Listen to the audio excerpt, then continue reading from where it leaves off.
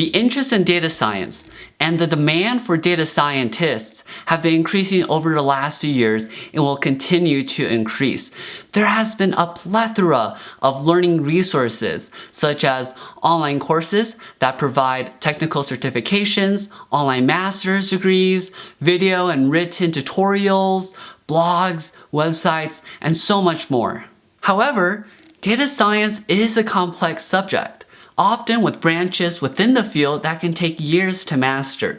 Even with the free or paid resources, it can be difficult to feel qualified to take on a data science project, much less a data science job. I get questions from people looking to transition into data science, and the task can seem overwhelming. There are just so many things to learn, and to start at the fundamentals and the basics can seem intimidating. So, how do we help more people pick up data science? There has been a push to democratize AI and data science. What this means is that the barrier of entry to use these tools have been lowered so that more people can use them to make meaningful change. There has been great effort on both the open source and pay-to-use data science tool platforms to simplify the complexity and to flatten the learning curve so that it's easier for people to learn. Additionally, learning these tools have become more interactive and interesting versus just reading long, text-heavy documentation. For a majority of people that are starting out in data science or just looking to pick up some data science tools, I believe the best approach to their journey is to master skills that are easier and practical. And by practical, I mean that they are applicable in a majority of situations, they provide as much value in as little time as possible, and they are easy to deploy in an end-to-end solution. Let's go ahead and dive deeper into these 3 points. Number 1, most introductory data science courses focus on the fundamentals and basic building blocks of how machine learning and deep learning algorithms work, which can involve a lot of linear algebra, calculus, optimization theory, and equations. I came from an engineering background, and like others who have a math-intensive background, picking up the math is familiar enough for us. However, for a majority of people, this can be a huge stumbling block. Even trying to visualize matrices can be a difficult feat. Now, here's the thing. 95% of the time, unless you are a ML researcher or developing ML packages, you will not be implementing the low-level mathematical operations in code. There are a lot of libraries and packages in programming languages and statistical software that does that for you. Although it may be beneficial to understand what's going on under the hood, to visualize how the model learns, to debug, or just to explain to others how it works, I believe it is not necessary to effectively use the models the math is based off of. Generally, it is just good enough to know what the inputs and the outputs are. In terms of practicality, the focus is going to be on utilizing higher-level services, packages, and libraries, such as cloud or SaaS platforms that can abstract away a lot of the details in terms of implementation and theory. Usually, all you have to do is provide the data, and their platform takes care of the rest. There will always be a chance to go back and learn the underlying math and architecture later on in your journey. In fact, most people who learn it in the beginning, such as myself, tend to forget it and have to review it anyways. Second, provide as much value in as little time as possible. The data science development process can take a long time, and there are several reasons for this. Maybe you want to develop a new architecture for your model. The hyperparameter tuning involves a lot of iterations. You have massive amounts of data to train on. Using GPUs, TPUs, or other hardware accelerators is buggy. Data that needs to be cleaned and formatted, or the end user requires a complex user interface that the machine learning model needs to integrate with. The list is endless. We want to provide value to the end user as quickly as we can. That is the true business value of the project.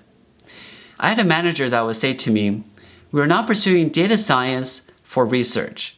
He and I agreed that we would try and avoid customization and pick off-the-shelf models or solutions as often as we could.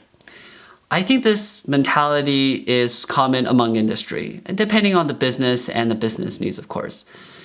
Delivering a cost-effective, highly accurate, and scalable solution in a timely manner is usually the best approach. Third, easy to deploy an end-to-end solution. Data science isn't just developing machine learning models. Typically, the scope of work, depending on the company and role you're in, can actually be a mix of many more specific sub-roles, including data engineer, machine learning engineer, software engineer for front-end and back-end development, cloud architect, data analyst, and so forth. You usually aren't just providing a Jupyter notebook or a .ipython file. You are providing an interactive end-to-end data pipeline where in comes data and out comes value. Because of this, it is more preferred to find a tool or a set of tools where it is easy to build out the highly accurate, scalable, and cost-effective solution that we want. Again, this isn't usually coded up yourself, but leveraged on many existing platforms that are deeply integrated with each other for an end-to-end workflow. Now, there are certainly some exceptions to this approach, and I just want to bring up 3 that come to my mind. The very first one is the imposter syndrome. For those who love starting at the very basics and the fundamentals, it might feel like you can't really call yourself a data scientist unless you have all of these different prerequisites in place. And that is certainly a personal decision and evaluation to make. In a later video, I'll be talking about how certifications and degrees and other things affect some of the ways that we feel like we are qualified to take on some of these data science tasks. As an analogy, I want to bring up a point that I remember a few years back when it was quite common to list Microsoft Office as a skill on your resume. At the time, it was a unique enough skill to mention, and it showed that you had some experience in this high demand software. Now you fast forward to today, you don't tend to see that skill listed on resumes because it is typically assumed by employers that you know it. Now, if I go to a recruiter and I say, "Hey, I know Microsoft Office." Now, let's go ahead and see what this means. Does that mean that I know how to do VBA in Excel, or to do custom templates in PowerPoint, or to list citations in Microsoft Word? It could mean all of those things, but what comes to my mind is that even though I don't know all of the details of the tool, like all the add-ons and all the side capabilities, I know how to use the tool enough to do my day-to-day work. And I feel comfortable saying, I know Microsoft Office, but I'm no guru for sure. My main point is, don't stop yourself from doing data science work because you feel like you don't know enough.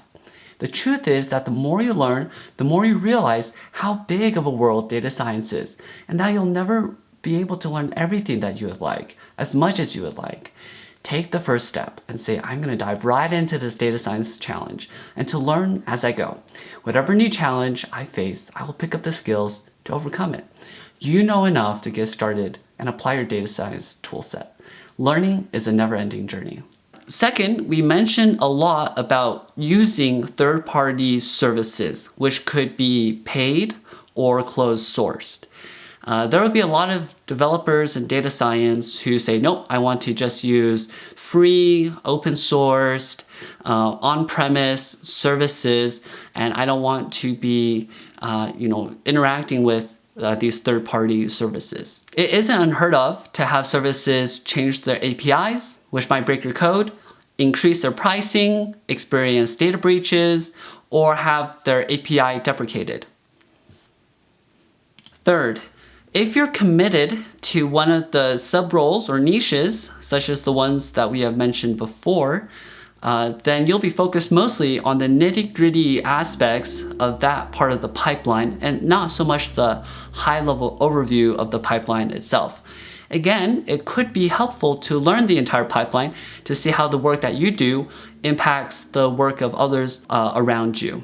Even with these points and other points out there, I still believe that it is incredibly beneficial to use this more practical approach to get started being involved in data science. I know we covered a lot today, and I want to thank you for sticking it out with me. In my next video, I'll be discussing a learning path and a hierarchy of tools to learn that follow this idea of practicality first. Go ahead and smash that like button, subscribe, and I'll see you next time.